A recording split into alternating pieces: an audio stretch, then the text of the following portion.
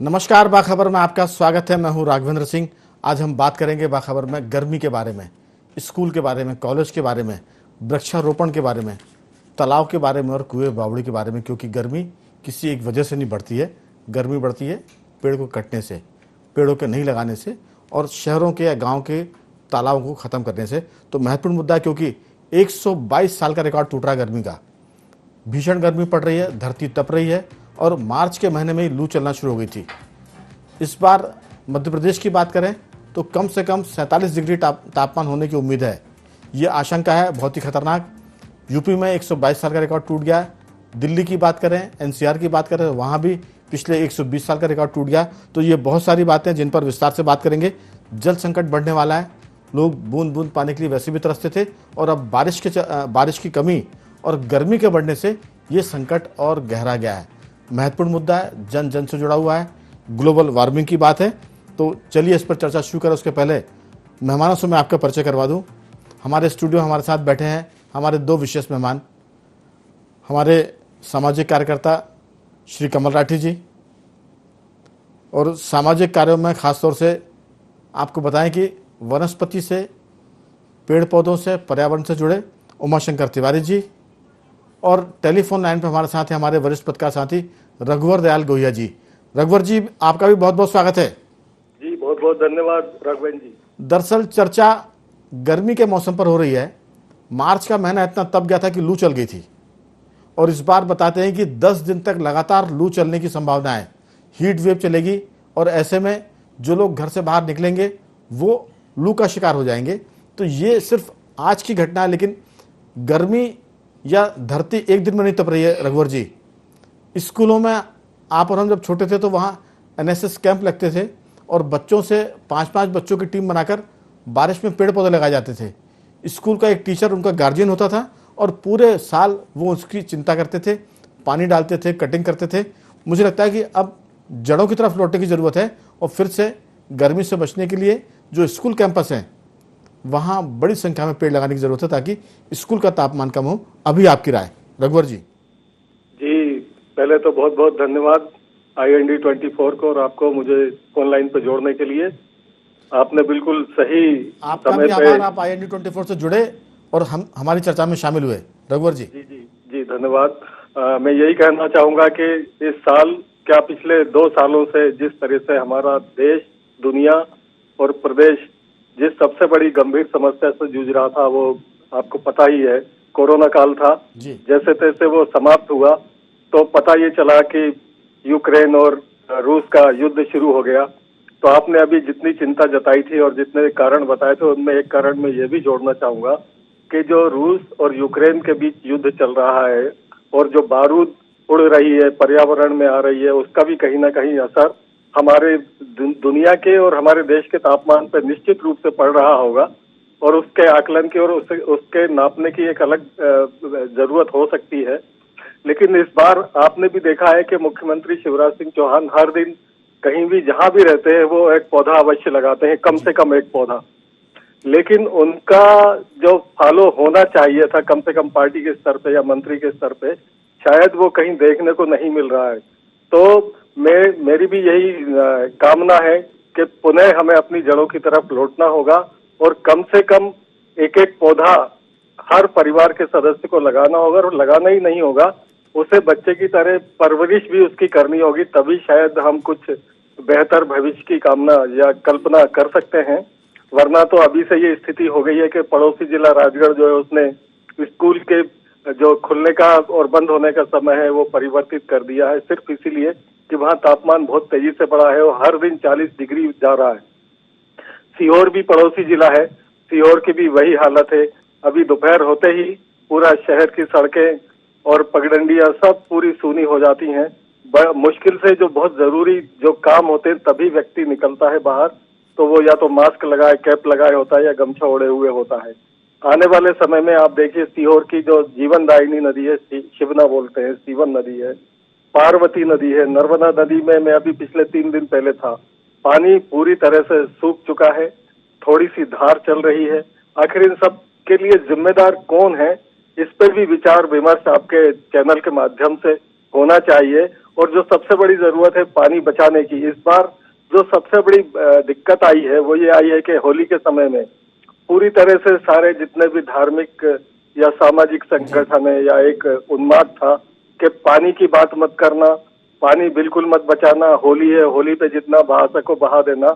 तो नदी तालाब सब जो है लगभग खाली होने की स्थिति में है, बिल्कुल, जिसका खामियाजा जो है आने वाले समय में हमारी पूरी प्रदेश की जनता को भुगतना होगा। बिल्कुल।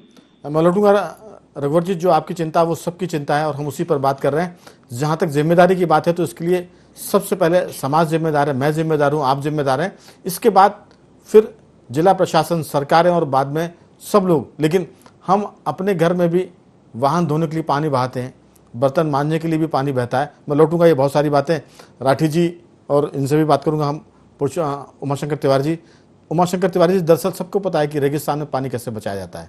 अब पूरी दुनिया रेगिस्तान होने वाली है, आज नहीं, लेकिन जो हमारे कर्म हैं, जो हमारे लक्षण है, उस हिसाब से तो अगले 25-30 साल में हम रेगिस्तान की तरफ जा रहे हैं, क्योंकि पानी का संकट बहुत गहराने वाला है। अब वो दिन दूर नहीं जब लोग नहाएंगे तो किसी खटिया पर नहाएंगे और नीचे उस पानी को बचाएंगे और उस पानी से फिर घर का पोछा होगा, कपड़े धुलेंगे या उसकी बागवानी की जाएगी। तो सीधी सी बात है कि ये संकट तो कल आने वाला है। आज हम अगर उसकी बचत कर सकते हैं तो कम से कम जो स्कूल कैंपस है, जो धार्मिक स्थान है, मंदिर प्रांगण है, चाहे वो मंदिर हो, मस्जिद हो, वहाँ बड़े पैमाने पर इतने पेड़ लगाए जाएं कि अगले 5 सालों में वहाँ का तापमान, जब पूरी दुनिया गर्म हो रही हो, तब वहाँ का तापमान नीचे आए। राठी जी भी इस बारे में बताएंगे किस तरह से भोपाल के अलग अलग क्षेत्रों में जहाँ पेड़ नहीं है वहाँ तापमान बहुत ज़्यादा होता है और जहाँ पेड़ पौधे वहाँ तापमान कम हो जाता है। अभी आपकी राय। देखिए सिंह साहब, आपका विषय बहुत अच्छा है और हर बार जब भी आप लोग रखते हैं विषय को, बहुत अच्छे विषय रखते हैं जो जन जन से जुड़ा होता है और जब लोगों की इससे बहुत बड़ी अंदर की जो लोगों की समस्याएं हैं वो कम हो जाएंगी। निश्चित रूप से जो तापमान बढ़ रहा है ये इसके लिए बहुत पहले से संकेत आना शुरू हो गए थे, लेकिन जनता सुधर नहीं रही है। जैसा अभी घोइया साहब ने बताया, बहुत अच्छी बात कही, और जो लोग बोल नहीं पाते हैं, मेरे को बहुत खुशी होती है क्योंकि मेरे को उससे सामना करना पड़ता है। जब भी होली पर बात करो तो बोले साल भर पानी बचाएंगे और हम होली पर तो खूब पानी बहाएंगे और जो आए उसमें लात मारो या कुछ भी उल्टी सीधी लोग बोलते हैं। कई ग्रुपों से मैं जुड़ा हूँ और सामाजिक धार्मिक ग्रुपों से जुड़ा हूँ, लेकिन मैं एक भी व्यक्ति को ऐसा नहीं देखता। जब भी लिखता हूँ तो मेरे जैसे व्यक्ति एक आदि कोई लिखते हैं। लोग लिखते ही नहीं है, लिखना चाहिए और उस पर काम करना चाहिए। लिखना तो दूर, काम भी करने की जरूरत है। अगर हम ऐसी पानी फैलाते रहे, पानी लाओगे कहाँ से? साल भर भी बचाते नहीं। लोग कहते हैं हम होली पे लकड़ी जलाएंगे, साल भर बचाएंगे। कहाँ बचाते हैं? कौन बचाता है?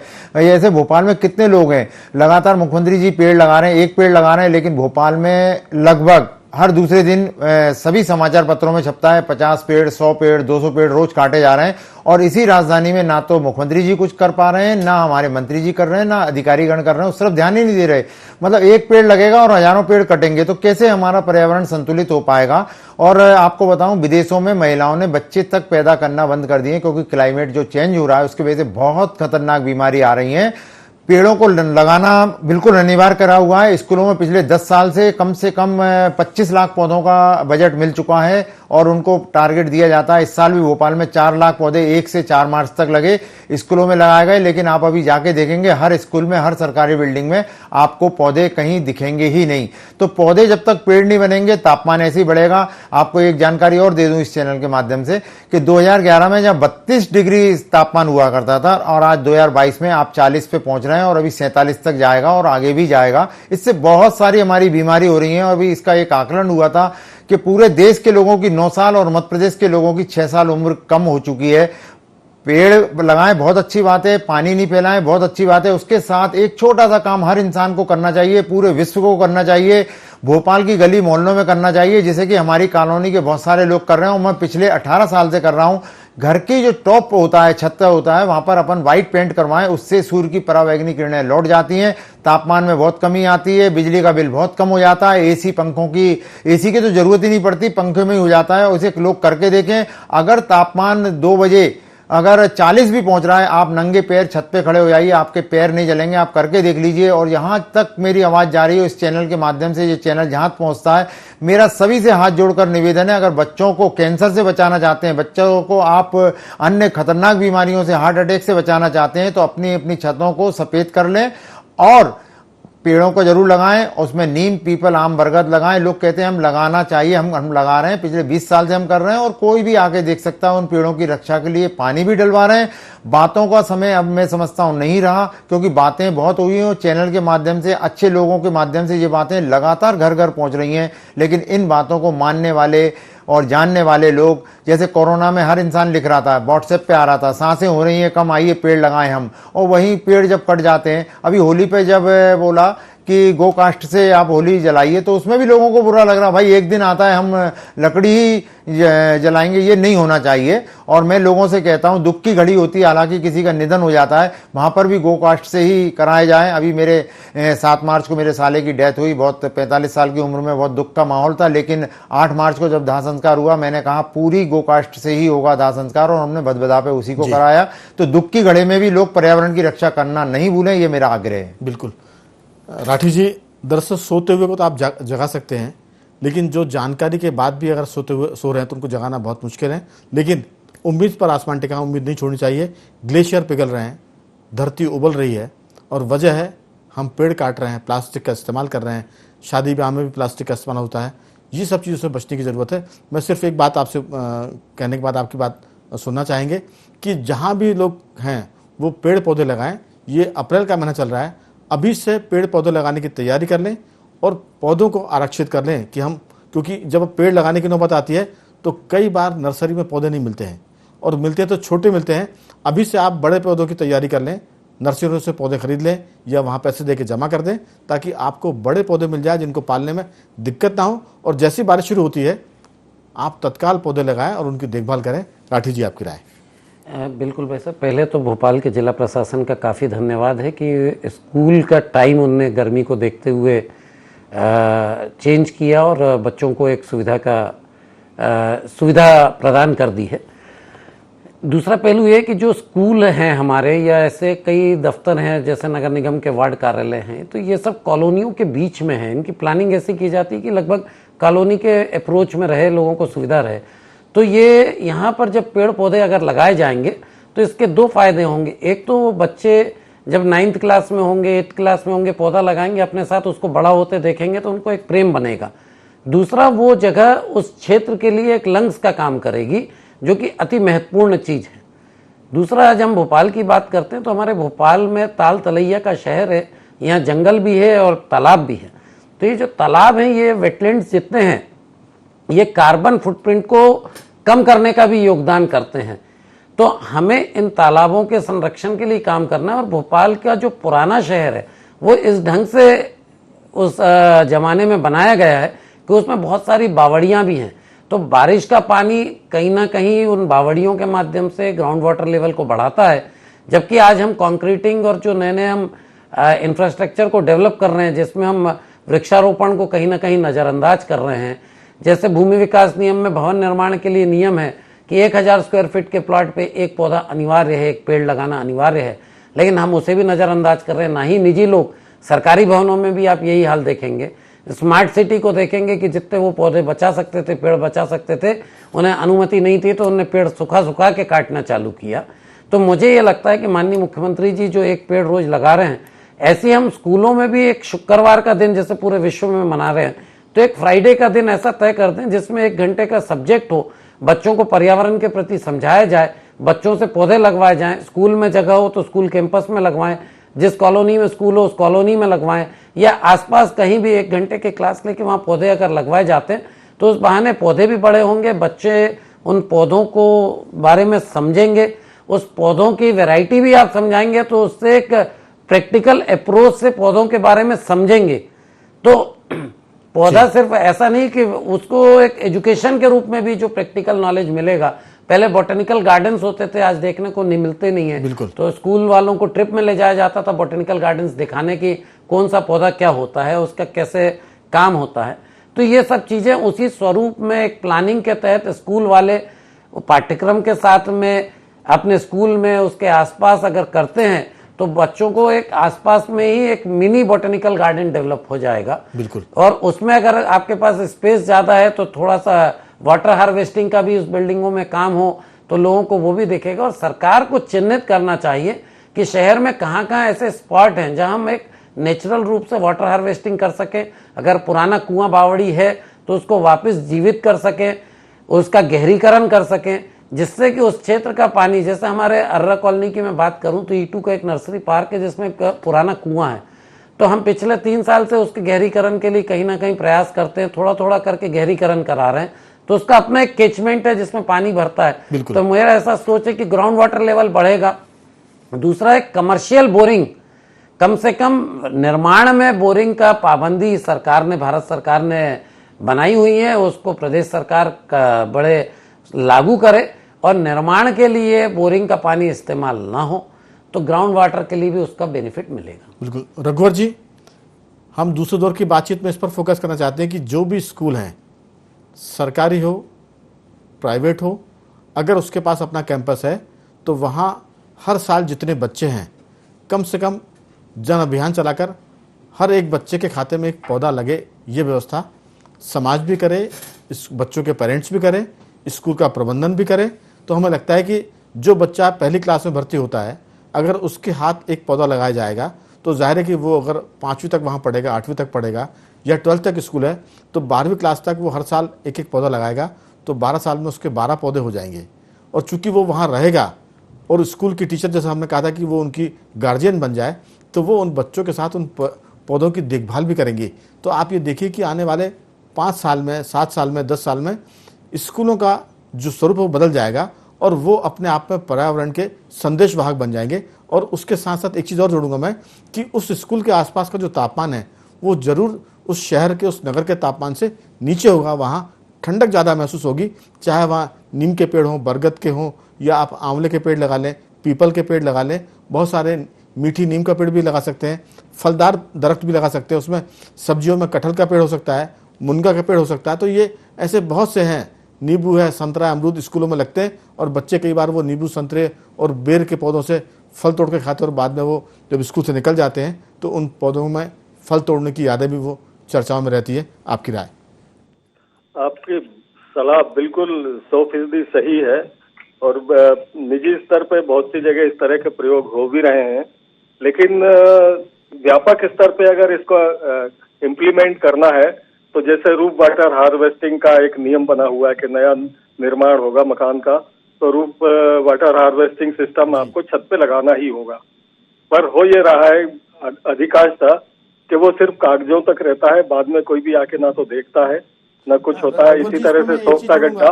कम से कम जो सरकारी इमारतें हैं, सरकारी जिला प्रशासन की हो, चाहे नगर निगम, नगर पालिकाओं की हो, चाहे सरकारी स्कूल कॉलेज हो, अगर सरकार अपने सरकारी भवनों में वाटर हार्वेस्टिंग की, रूफ वाटर हार्वेस्टिंग की व्यवस्था करे और पेड़ पौधे की व्यवस्था करे तो ये अपने आप में एक मिसाल होगी। अभी क्या हो रहा है कि पर उपदेश हो रहे हैं, सरकार उपदेश देती है, मुख्यमंत्री रोज एक पेड़ लगाते हैं, मंत्रिमंडल बेशर्मी से उनके पौधे लगाने का अनुकरण नहीं करता है, अधिकारी अनुकरण नहीं करते हैं और समाज अगर इसको अभियान के रूप में नहीं लेगा तो सब कोशिशें बेकार है। आज भी हम जो चर्चा कर रहे हैं, अगर हम में से चारों लोग अपने अपने घरों के आसपास इस बारिश में पौधे लगा और बचा तो हमें लगता है कि ये शुरुआत अगर हमसे भी हो जाएगी तो हमें लगेगा कि आज की चर्चा हमारी सफल है। इतना सा मेरा इसमें कहना था। जी बिल्कुल बिल्कुल सही बात है। और जहाँ तक सरकारी स्कूल्स का सवाल है तो मिडिल से लेकर हायर सेकेंडरी स्कूल तक लगभग हर विद्यालय में बढ़िया कैंपस है, बाउंड्री वाल है, पानी की भी कमोबेश व्यवस्था है। करना कुछ नहीं है, सिर्फ एक सर्कुलेशन जारी हो जाए, क्योंकि अपने स्तर पे बहुत कम लोग ऐसे कर पाते हैं। सरकारी जो सिस्टम बना हुआ है तो अगर कोई निर्देश आदेश आ गया तो उसका पालन हो जाता है। तो जहां भी इस तरीके की बात है तो माफी के साथ आपकी बीच में बात रोक के मुझे खराब भी लग रहा है। मैं सिर्फ एक एग्जांपल देना चाहूंगा 2-4 वाक्यों में। मेरा अपना एक गांव है डोबी करके, बुधनी तहसील में आता है, मुख्यमंत्री का विधानसभा क्षेत्र है और सीहोर डिस्ट्रिक्ट लगता है। वहाँ के जो प्रिंसिपल हैं बहुत युवा हैं, सचिन भार्गव करके। वो सचिन भार्गव ने 1 साल में स्कूल कैंपस को इतना बढ़िया कर दिया है, बाउंड्री वाल के साथ साथ पेड़ पौधे लगा रहे हैं, क्लासरूम ठीक कर दिए, बच्चियों के लिए अलग से उन्होंने वॉशरूम बना दिए हैं, टंकी की व्यवस्था करते ताकि पानी बराबर बना रहे। तो मुझे लगता है कि इसमें सरकारी जो आप बात कर रहे हैं कि कोई सर्कुलर जारी हो, उसके अलावा अगर स्कूल का प्रिंसिपल, स्कूल का हेडमास्टर ये तय कर लेंगे तब भी बदलाव बहुत आ सकता है। ये मेरा उसमें से थोड़ा सा सुझाव था। निश्चित रूप से बदलाव आएगा। और आपने जो बताया डोबी के वो प्रिंसिपल महोदय हैं, तो मेरा भी आना जाना लगा रहता है। बहुत ही प्रोग्रेसिव है। जी जी वो एक मॉडल के रूप में उसको देखा जा सकता है, और उसका प्रचार प्रसार भी इसलिए होना चाहिए ताकि दूसरे शिक्षक और बच्चे जो है वहां से कुछ प्रेरणा ले सकें और अपने अपने स्कूलों में उस सिस्टम को लागू कर सके। तो आप निश्चित मानिए कि मैं तो एक विजिट जरूर करूंगा, और सभी स्कूल के प्राइवेट हों चाहे वो सरकारी हों, ये आपकी बात जहां तक पहुंचेगी मैं सोचता हूं, क्योंकि हर व्यक्ति आज की तारीख में गर्मी और पानी की कमी को लेकर बहुत चिंतित है, और आने वाले समय में दिन प्रतिदिन ये समस्या विकराल रूप धारण करती ही जाएगी। साथ ही बीमारियां भी बढ़ेंगी और अवसाद भी आएगा, स्किन डिसीजेज भी आएंगी, तमाम चीजें होंगी। उनकी तैयारी के लिए आप हम जैसे लोग केवल शासन को, प्रशासन को चेता सकते हैं, जागरूक कर सकते हैं। व्यवस्थाएं जो है अपने लेवल पे जो भी हो सकती हैं, निजी तौर पे मुख्यमंत्री जो हर दिन एक पेड़ लगा रहे हैं, उनके भी सुर में सुर मिला रहे हैं कि मिले सुर मेरा तुम्हारा, कम से कम मध्य प्रदेश हरा भरा बन जाए। मुख्यमंत्री जो बात कर रहे हैं, रघुवर गोया जी जो बात कर रहे हैं, जो उमा शंकर तिवारी जी बात कर रहे हैं या राठी जी बात कर रहे हैं, उमा शंकर जी सीधी सी बात है कि आपने कहा कि अब बातें करने का वक्त चला गया है, काम करने की जरूरत है, और सिर्फ उससे एक ही काम अगर आप कर लें, पेड़ लगा लें और उनको बचा लें, तो आने वाले 5 से 10 सालों में दुनिया काफी कुछ पॉजिटिव हो सकती है, गर्मी कम हो सकती है, बारिश भी बढ़ सकती है। आपकी बहुत संक्षेप में राय। सर, पौधे लगाना बहुत अच्छी बात है। मैं पौधे लगाने वालों के साथ कई बार जाता हूं और उनको मैं यही निवेदन करता हूं कि आज आपने पौधे लगा दिए, लेकिन पौधों की तरफ पलट कर जरूर देखना चाहिए, क्योंकि पौधों में पानी कौन डालेगा। हम लोग जैसे कल की बात बता रहा हूं, 8 बजे भी हम टैंकर डलवा रहे थे, खरीद के पानी डलवाते हैं, और निश्चित रूप से पौधे पेड़ बन चुके हैं और 20-20, 25-25 फुट के हैं। कभी किसी को आकर देखना है तो जरूर देख सकते हैं। 2,500 से 3,000 पेड़ हमने लगाए, जिसमें कम से कम 300 तो पीपल होंगे। और पीपल इसलिए कि 24 घंटे ऑक्सीजन देता है, और सबसे ज्यादा दुनिया को जरूरत है ऑक्सीजन की, पर्यावरण की सुरक्षा की। और रही बात अभी जो सरकारी बात कर रहे थे हम रेन वाटर हार्वेस्टिंग की, तो पिछले 13 साल में 18 करोड़ रुपए रेन वाटर हार्वेस्टिंग के नाम पर लोगों ने जमा कर दिए, लेकिन उसमें कराया नहीं है। और अभी नेशनल हेल्थ मिशन का बहुत बड़ी बिल्डिंग बनी हुई है ये लिंक रोड नंबर 3 पर, और उधर बड़े बड़े और भवन बन रहे हैं, सब कंक्रीट कर दिया है। उसमें अगर पेविंग ब्लॉक लगा दिए जाते तो शायद जल स्तर बढ़ता। तो ये सरकार की कथनी और करनी में अंतर है, और अधिकारियों को कोई ध्यान नहीं है। अधिकारी केवल ऑफिस में जाते हैं, तनख्वाह के अलावा कितना पैसा कमाया जा सकता है, कर्मचारी भी उसमें ही ध्यान देते हैं। बल्लभ भवन, विंध्याचल, सतपुड़ा के आसपास जो जगह है, यहाँ पर नीम, पीपल, आम, बरगद लगा दिए जाए, स्मार्ट सिटी में लगा दिए जाए, तो इसका बहुत कहीं ना कहीं अच्छा रिजल्ट आएगा। और स्कूलों में मैंने पहले भी बताया, मैं इसको पढ़ता रहा हूँ, कई सालों से पढ़ रहा हूँ। स्कूल, कॉलेज और सभी शासकीय ऑफिसों में पेड़ लगाने के पहले से नियम है, हर साल पेड़ दिए जा रहे हैं, लेकिन पेड़ बड़े नहीं हो रहे क्योंकि वो छोड़ देते हैं उन्हें। बिल्कुल राठी जी, दरअसल पिछले 40 सालों में ऐसी एक कुछ बन गया है कि लोग बड़, पीपल, नीम कम लगा रहे थे। पहले के स्कूलों में आप देख लिया, आप चाहे स्कूल कैंपस हो, कलेक्ट्रेट ऑफिस हो, डिस्ट्रिक्ट कोर्ट हो, वहां आपको बड़ पीपल के पौधे जरूर मिलते थे, वो उसके नीचे लोग बैठा करते थे। कई सालों से, 40 साल के आसपास से तो हम देखते आ रहे हैं कि बड़ पीपल के पौधे लगना बंद हो गए हैं। इनको दोबारा से लगाने की जरूरत है, क्योंकि जैसा तिवारी जी बता रहे हैं कि 24 घंटे ऑक्सीजन देता है पीपल, बड़ उसके बाद ऑक्सीजन देता है, नीम उसके बाद देता है। इसके साथ साथ आप औषधि पौधे भी लगा सकते हैं, उसमें आंवला हो सकता है और दीगर अर्जुन की छाल वाले पौधे हो सकते हैं। तो इसकी भी जरूरत है। हमें लगता है कि जब पौधे लगाने हैं तो आप औषधि पौधे की तरफ जाएं, ऑक्सीजन देने वाले पौधों की तरफ जाएं, और जो छाया के साथ फल भी देते हो। अंतिम टिप्पणी आपकी। बिल्कुल, पौधों का चयन ऐसी करना चाहिए जैसे आपने कहा, छांव, ऑक्सीजन, छांव के अलावा जो पक्षी हैं उनको रहने और उनके खाने का भी वही पेड़ काम देता है। तो ऐसे कुछ पौधे हों, जैसे पीपल वगैरह में भी ऐसे होते हैं कि वो पक्षी उसको खाता भी है। तो चिड़ियाओं के रहने के लिए आज देखेंगे हमारे यहाँ से जो चिड़िया हम बचपन में देखते थे, अब देखने को नहीं मिलती है। बिल्कुल। तो मुझे लगता है कि पौधों का चयन इतना अच्छा होना चाहिए। इसलिए मैंने कहा कि टीचर्स ऐसा कर सकते हैं कि स्टडी के आधार पर बताएं, बच्चे सीखेंगे भी। एक छोटा छोटा बोटेनिकल गार्डन का स्वरूप भी वो लेगा, और वो एक एटमॉस्फेयर। और दूसरा, वेटलैंड, और इनको इसलिए बचाने की बात करता हूं मैं, क्योंकि पेड़ पौधे तो करते हैं लंग्स का काम, और जितने वेटलैंड हैं, जो तालाब हैं, वो करते हैं किडनी का काम। पानी का फिल्ट्रेशन, किडनी जो शरीर के लिए जरूरी है। तो आप ये समझें कि दोनों चीज, लंग्स और किडनी है, अगर इस पे काम नहीं करेंगे तो जीवन आगे कुछ भी नहीं बचेगा। तो कुल मिलाकर कह सकते हैं कि अगर कोई पेड़ काटने जाता भी है तो वो धूप से बचने के लिए उसी काटे जाने वाले पेड़ के नीचे पहले खड़ा हो जाता है और कहता है जरा धूप कम हो जाता है, इस पेड़ को काटेंगे। तो अगर आपको पेड़ काटना भी है तो उसकी छाया की जरूरत पड़ेगी। फुटपाथ पे भी अगर आपको गाड़ी पार्क करनी हो तो पेड़ की जरूरत पड़ेगी। तो कुल मिलाकर पेड़ लगाइए, पेड़ बचाइए। ये लंग्स का काम भी करते हैं। नदी और झीलों को और तालाबों को बचाइए, क्योंकि ये किडनी का काम करते हैं। अगर आपके लंग्स और किडनी ठीक है तो आपका शरीर ठीक है। हमें कोरोना ने भी सिखाया भी है, बताया भी है और बहुत शिद्दत से समझाया भी है। तीनों मेहमानों का बहुत धन्यवाद। गोहिया जी आपका बहुत बहुत धन्यवाद, राठी जी आपका धन्यवाद और उमा शंकर जी आपका भी बहुत बहुत शुक्रिया कि आपने चर्चा में हिस्सा लिया। बाखबर में आज सिर्फ इतना ही। कल किसी और मुद्दे पर आपसे बातें करेंगे, तब तक बने रहिए हमारे साथ और देखते रहिए IND24।